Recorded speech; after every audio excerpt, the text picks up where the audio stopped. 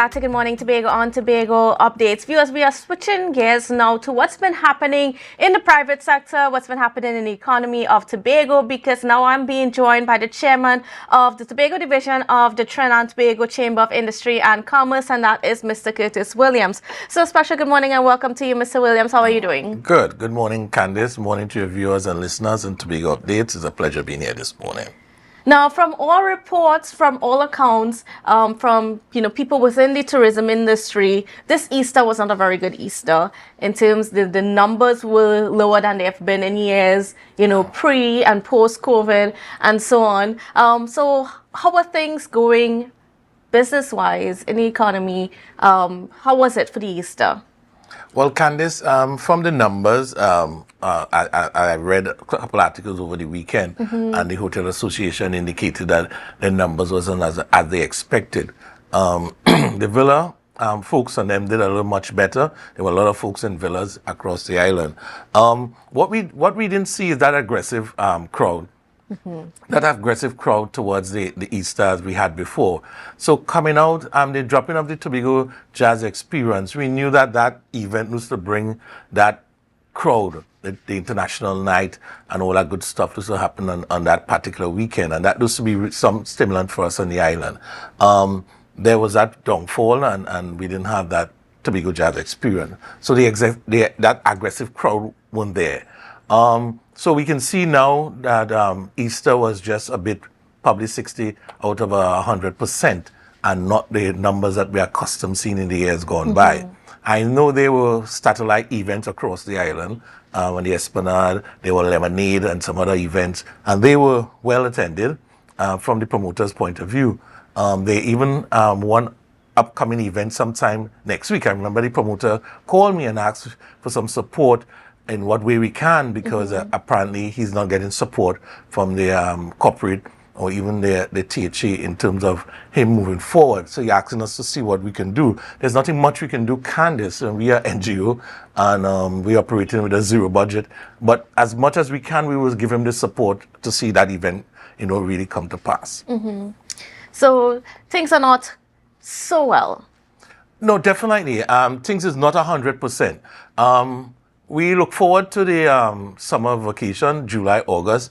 We see the Great Fed folks pulled out. And we're hoping that some local promoter come to the fore and really take up the void. So we're appealing to the promoters out there, the local ones, Trinidad, Tobago, if you can come forward and take up that void that, we used to have around that summertime. I know for sure for the Tobago Carnival, the bookings are approximately 30 to 40%.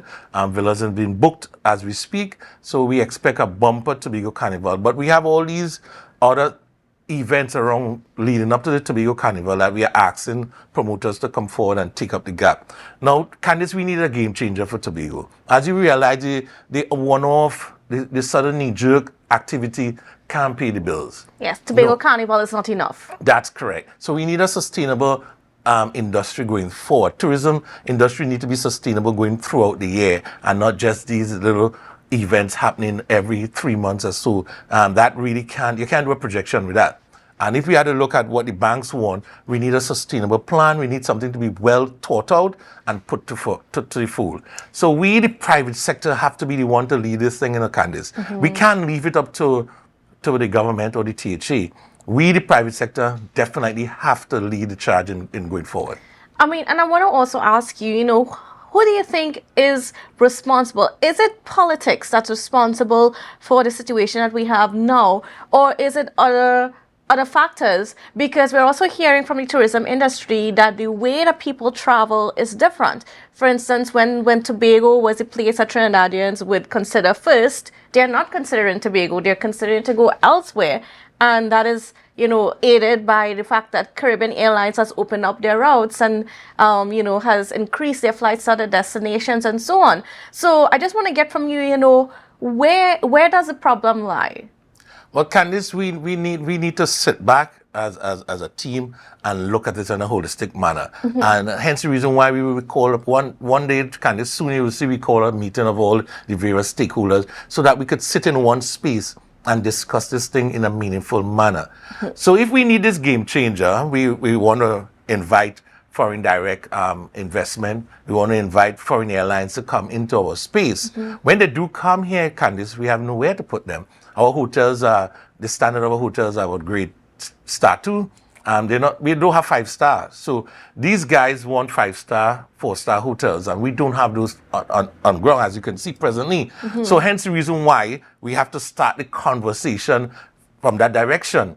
So we need to build up on our capacity in terms of hotel room, the stock, and the proper room stock. So soon we'll have a brand new terminal building, and I don't want it to be a white elephant down there.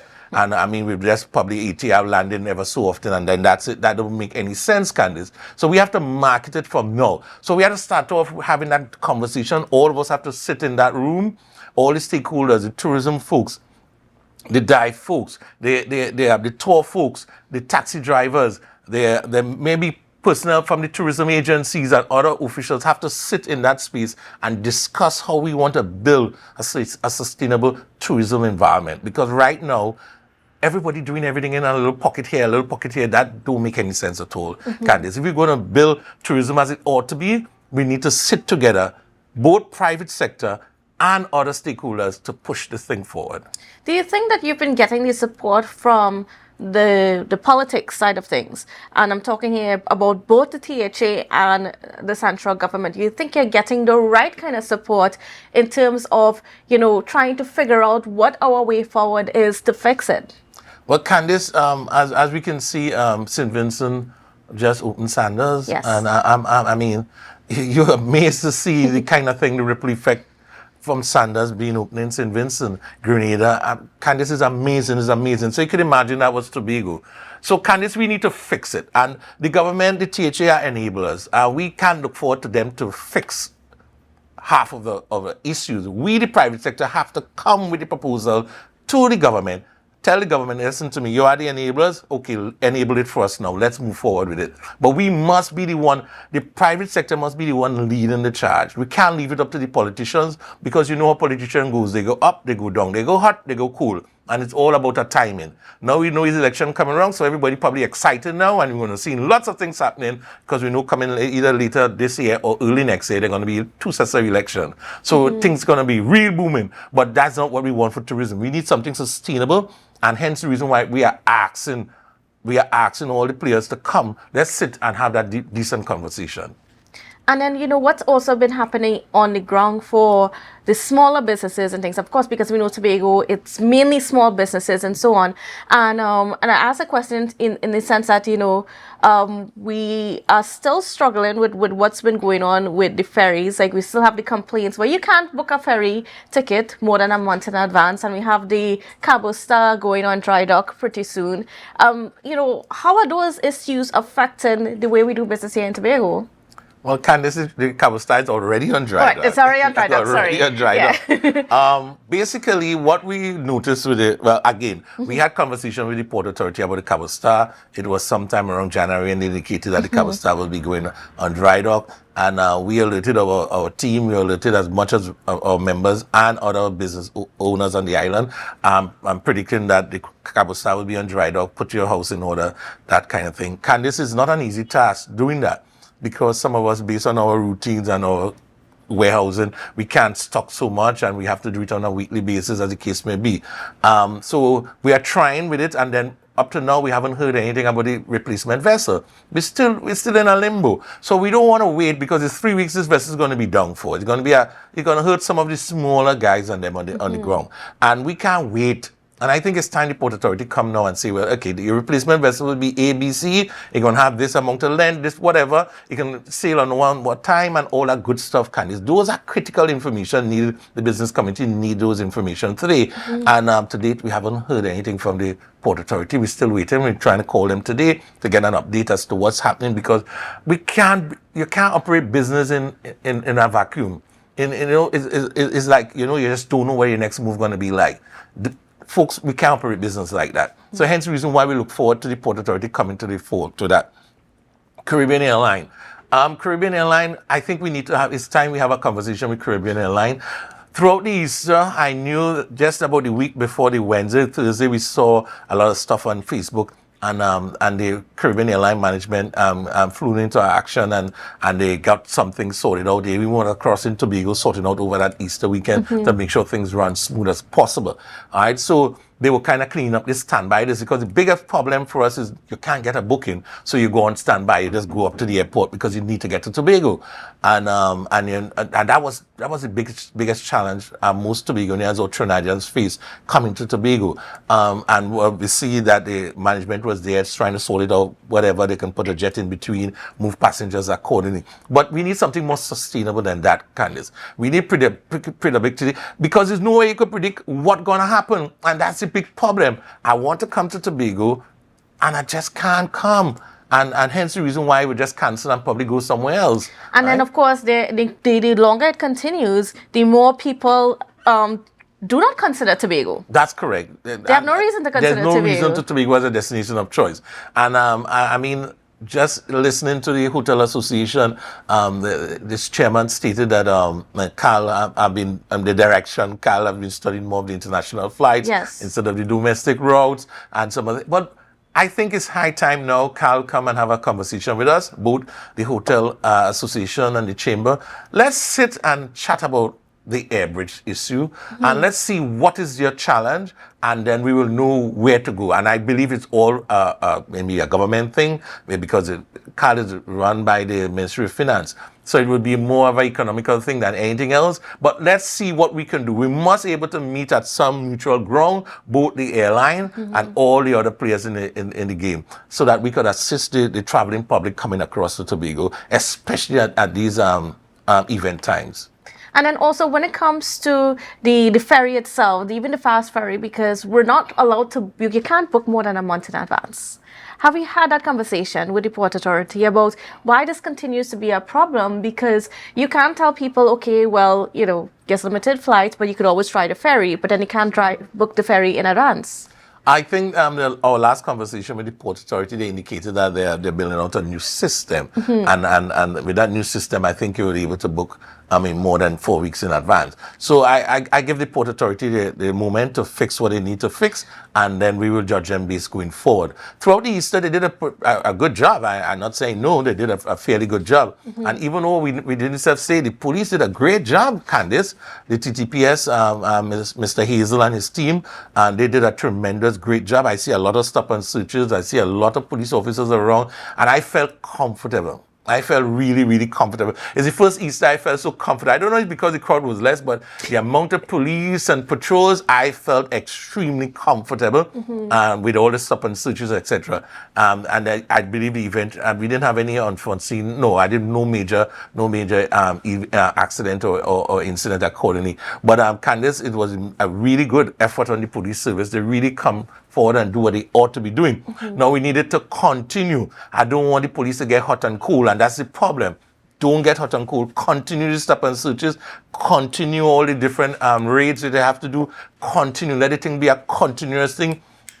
We noticed with the patrol and the Coast Guard and the reef and so forth. Let that be a learning lesson for the reef operators.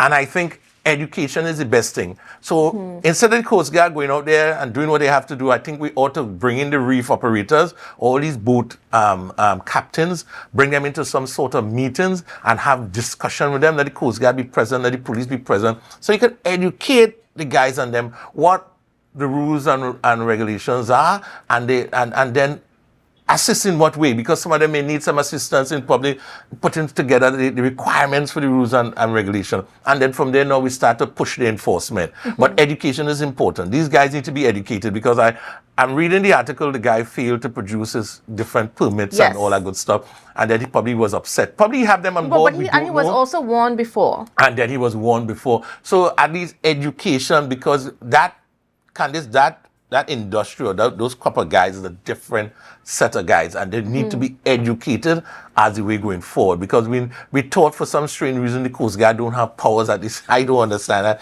The Coast Guard have all the powers to stop and search any vessel at the high seas. All right, so I don't see why you're thinking that the Coast Guard cannot board this vessel and they cannot the way, the manner in which they do it is the next thing that could be discussed, and the type of weapon they carry. Kandace, those are the resources they have. They have to carry the weapons because we don't know what they're going out there to meet. And but again, those are conversations they could have. The fisheries department could have those conversations with the reef tour operators and all the marine folks on them. They could have those conversations with the Coast Guard and have a meaningful thing. And we don't need to be fighting and things on social media about a child crying and this. Kandace, all of that could be put aside and let's sit and have conversation first. Okay. Now, one of the things that happened in the past month was a delegation from Tobago went to Ghana for a trade show in Ghana, and some of the members of the chamber were part of that. Is there anything that you could tell us about? Anything came out of that trade show? Well, my vice chair, Demi John Cruikshank, visited Ghana. He was part of the team with the Ministry of Trade and Industry, and a whole team from Trinidad and Tobago Manufacturing Association. The THA was there, and I think soon the THA and my vice chair will give you all some information on that trip and how successful it was and all the good information coming out from that trip. That was a meaningful trip. And then, of course, you also were able to have a meeting with the Commissioner of Police as well. What can you share with us? Because, of course, crime continues to be an issue, even though, I mean, as you said, Easter was good for the business community. I mean, you guys were safe. But, for the rest of the time, it still is an issue.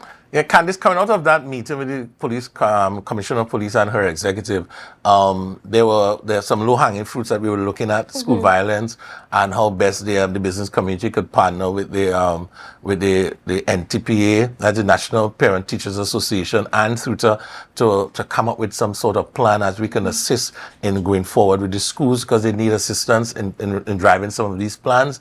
We also talk about the community policing, where the community police were asking us to adopt a club.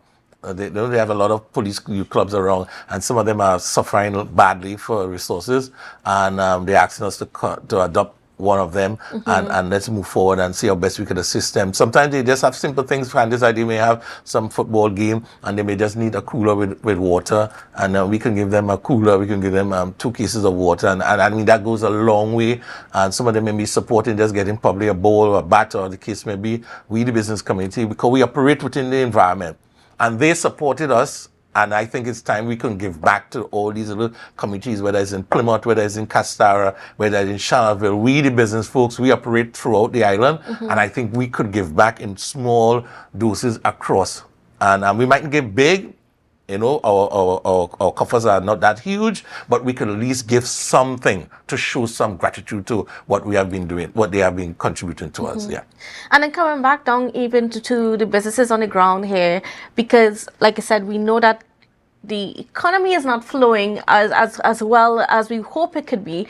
But how are the businesses doing themselves? How are they able to, to face these challenges? Well, Kandace, as some of we're pulling back from the tourism sector, we will see that they're approximately about 50-60% in terms of occupancy, in terms of things going on the island. And then there are other businesses that they will see at times that they're just about probably 50% just breaking even, paying their bills and surviving. And that's what's happening right now. There's not that big stir happening on the island right now. No big stir to say that we have construction up high and there's 500 folks employed in some different things happening on the island. That's not the idea going on now. The airport project is still going ahead. We're hoping that we could view the project because we, the business community, don't have a clue what's going on behind those fences.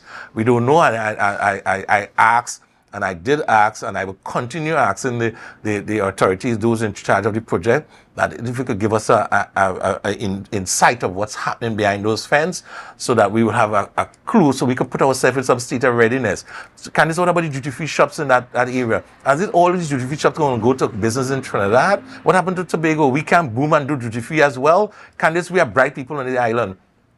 Knowledgeable, and we can get into duty free. Why we can't get into duty free? Why all duty free shops have to be owned from someone in Trinidad coming across to Tobago? There are folks in Tobago who could operate the duty free as well. And there are other entities that could operate the car rentals and all the different things. We want to know what's happening in this space so that we could, we could really put ourselves and the Tobago business in line. So, we have ample time to get our act together so that we could grasp at some of the opportunities happening there. And I think it's important, very, very much important, that we get a tour of the facility, have an idea what's happening. We could share that with our members and Tobago alike, and then we could grasp the opportunities that would be presenting itself in that airport project. And now, as we're getting ready to wrap up the conversation, I have to ask you, are you hopeful that things are going to turn around? Is there anything that you're seeing right now that gives you that positive outlook? Well, Kandace, I see something going to happen, and as I tell you, it's the election. Something going to happen, Kandace, and I'm remembering a narrative about tongue and country planning, that the guy who was building this little thing on the highway, on the road, and they wanted to break it down, and it was the regional corporation that was behind him to break it down, not tongue and country. So we in Tobago, we want to do something, and we had to go and get tongue and country approval. So we had to get Trinidad approval to do something in Tobago. And I don't think that make any kind of sense. Even Tunapuna Regional Corporation is the one governing their area. San Fernando City, the city of San Fernando governs their area. The mayor have so much authority down there. The mayor could do so much things, and we in Tobago cannot do anything. We are not in charge of our own space in terms of tongue and country planning, able to assess, to do our planning. Kandace, we have some problems. So we had to fix some of these little issues before we could even think about the bigger ones, because we may get the investors to come in, but then we got to get approval from everybody around the table, and that's going to be what? Another issue again. So that's my little tidbit I could give you, and I wish, and I definitely see things going to happen. Election on the horizon, things definitely going to happen, but we have to keep the politicians on them at bay. That again, they will run hot and they will run cool. Election time, they will promise you the world. After election, they're going in the corner. And that's something that we at the business committee, we definitely will hold all parties accountable. You said something, we're going to hold you accountable for it. All right, great. I want to thank you so much, Mr. Williams, for joining us this morning. And viewers, certainly thank you for being here and for viewing. So hope you have a safe and wonderful day, and we will see you again tomorrow. Rise up to a brand new dawning as the passion start around.